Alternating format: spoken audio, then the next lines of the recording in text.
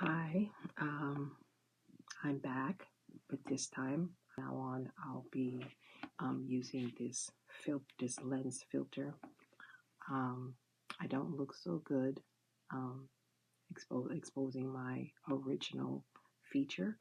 Um, I I haven't been feeling well for a couple of months. That's why I wanted to do this by showing the ceiling on recording because I'm it shows there were some signs of um, me of feeling sick for the past couple of months. So right now I'm slowly recuperating to get myself back in up an up level um, you know way the best way I can. So from now on, that's what I'll be doing.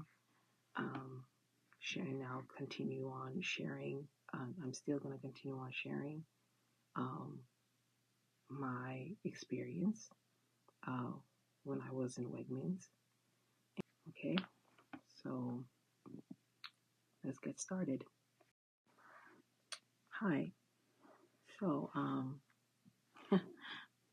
this is a second take. So we're coming back that previous before I expressed about how it felt when working Wegmans, my first um, moment experience there, and then I shared how it started during my time.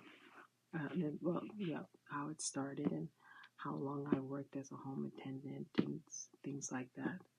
So I have some things to write that will help me remember and help me to speak smoothly. I tend to kind of stutter and not and then kind of like get into like a brain fog sometimes.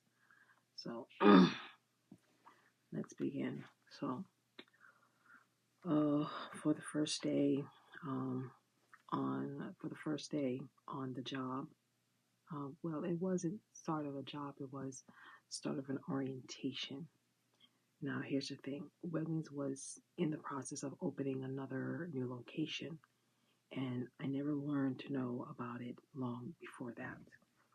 Working as a home attendant, there's no time and room going on. Well, no time and room to know what's going on when it comes to current events. You're working full time, 36 to 40 hours, a highly and demanding job. You know, this is going to take some time for me to get used to, but like I was saying, being a home attendant is a very high demanding position, and your only focus is on the patients. I knew a little about Wegmans from patients I've home attended to in the past when news came about for the Brooklyn location. But I didn't know a few years later another one was going to they were going to open up another one in Manhattan location. So from the orientation, which it first happened on Broadway, a small office they were temporary using, which was located in Soho near the Village on Broadway, which that's what I said before. Oh gosh, this is what happened when this is what getting sick happens. But anyway, um, same place where the face-to-face interview was done. Also,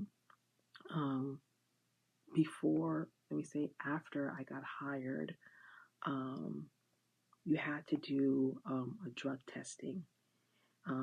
But what they wanted was cutting samples cutting samples of your hair, not urine in the cup, not swab in the mouth, um, just some of your hair.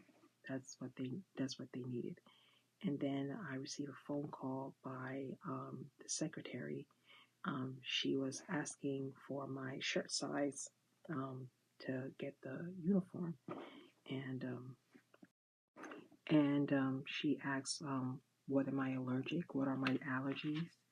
I told her what was that. I didn't think that mattered that much.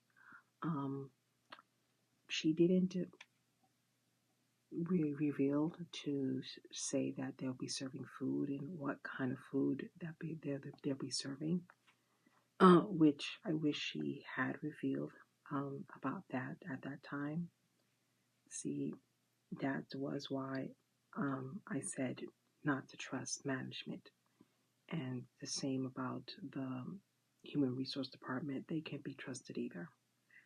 Their choice of words can be manipulating and misleading, in my experience. So, back about the orientation.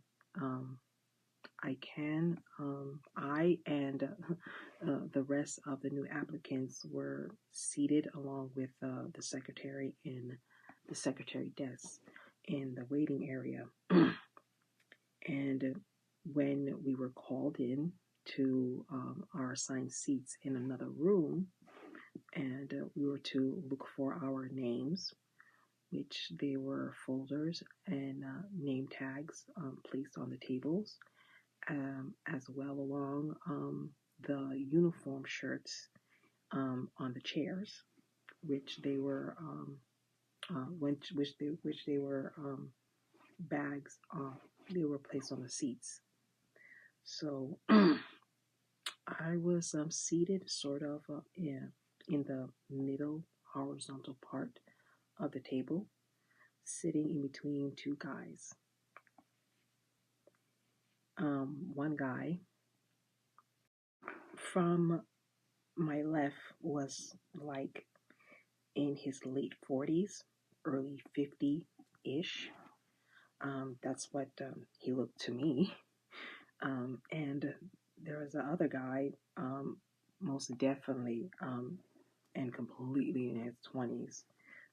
He was seated in the right of me. So everyone and myself were in their assigned seats, and there was two people who are representatives for Wegmans.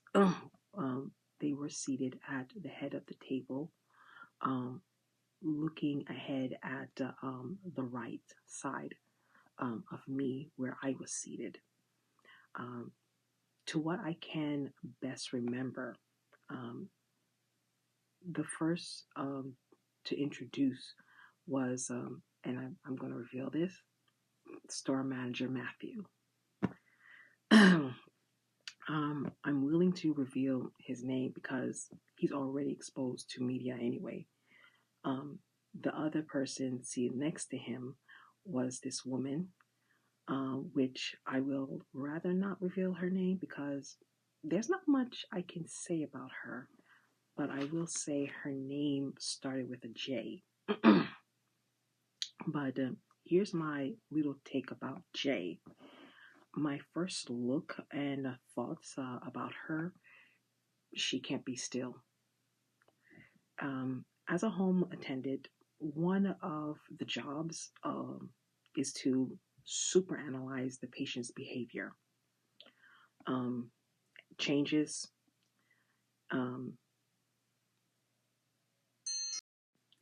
and maintain to stay alert. A part of me from that could not switch it off.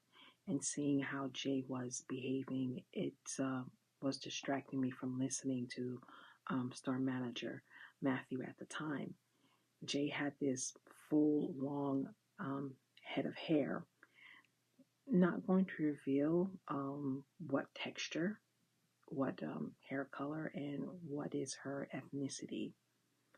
Like, I said there's not much to say about her except she just wouldn't stop flipping up her hair.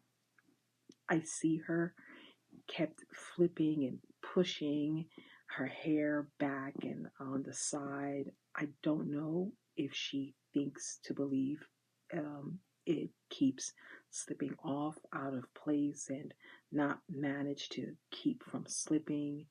That's what distracted me about her, and the it's the question of concern for her, and my lack to concentrate not on Matthew um, uh, as he's blah blahing next to her, um, just wishing she just stop, like leave it alone, give it a break. There's nothing wrong, with that hair, girl. But I had to try to focus my force myself to focus, um, not on Jay, and more focus on the store manager Matthew, since I missed about um yes since I missed about everything what he was saying, kind of, well, not complete everything. He said that he's been working for the Wegmans. I think he said he was since 15, 16 at the time, which that was that's a very long time. And yeah, and some other experiences he shared about working in Wegmans, and some interesting stories he shared with us, which I don't believe is so much my place to speak on that, except he's already known to media anyway. So there are some things that he's not, some things about it that he's not. It's not entirely he to hide about him. Except the no, I'm not gonna say that.